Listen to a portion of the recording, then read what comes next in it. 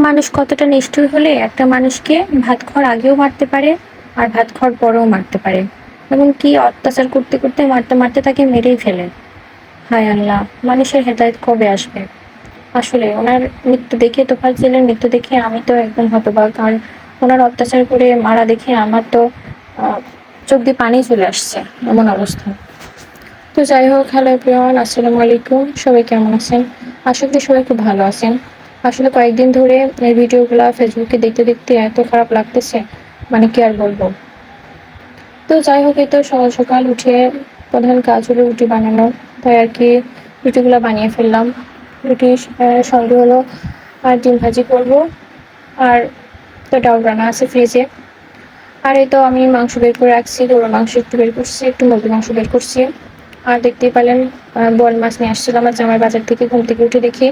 তো ওইগুলো আগে কুটিয়ে পরিষ্কার করে ফ্রিজে রেখে দিলাম, তারপরে আর কি রুটি বানাতে আসছি। আর কয়েকটা টুকরা মাছ রেখে দিলাম, ওইগুলো আর কি ভুনা করবো। আসলে আমার দেবর আসার কথা আছে বাসায় আজকে, এই জন্য আর কি একটু কম বেশি রান্না বান্না করতেছি। তো যাই হোক, সকালে রুটি খেয়ে নাস্তা শেষ করে তারপরে তো দুপুরে রান্না করতে আসলাম। তো যাই হোক, এতো সবকিছু তো দেখতে পাচ্ছেন গুছাই নিয়েছি রান্নার জন্য। তো এখানে বোয়াল মাছ ভুনা করবো, আর গরুর মাংস রান্না করবো, মুরগির মাংস রান্না করবো, একটু ডাল রান্না করবো। আর তো আমার জামাই হলো, দেখলাম বাজার থেকে সকালে আবার অনেকগুলো শাক নিয়ে আসছে। তো এতগুলো শাক আমি ভাজি করবো না, আসলে শাক দেখে আমি একটু রাগই করছি, কারণ ফ্রিজে অনেক সবজি, এতগুলো সবজি ফুরাই নাই, আবার শাক নিয়ে আসছে এত। তো যাই হোক, নিয়ে আসছে যখন তখন তো আর কিছু করার নাই, এই জন্য আমি ওই রান্নাগুলো চুলাই দিয়ে শাকগুলো একটু কুটিয়ে পরিষ্কার করে ফ্রিজে রাখলাম। আর এক কাটি কলমির শাক ছিল, এটা আর কি ভাজি করবো গরম গরম দুপুরে ভাতের সাথে খাওয়ার জন্য। তো এই তো আর কি রান্না বান্না শুরু করে দিয়েছি আমি।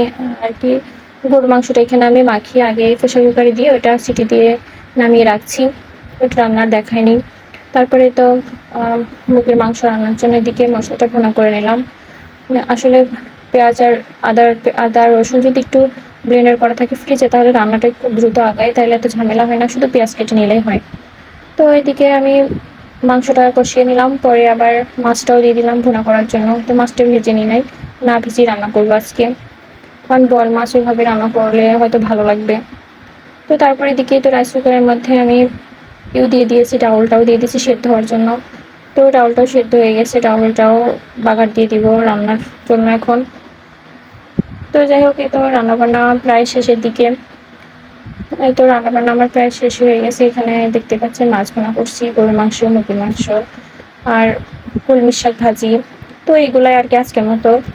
তো আজকে ভিডিও পর্যন্তই। সবাই ভালো থাকবেন, সুস্থ থাকবেন। ভিডিওটা ভালো লাগলে অবশ্যই লাইক কমেন্ট শেয়ার করে দিবেন। আল্লাহ হাফেজ।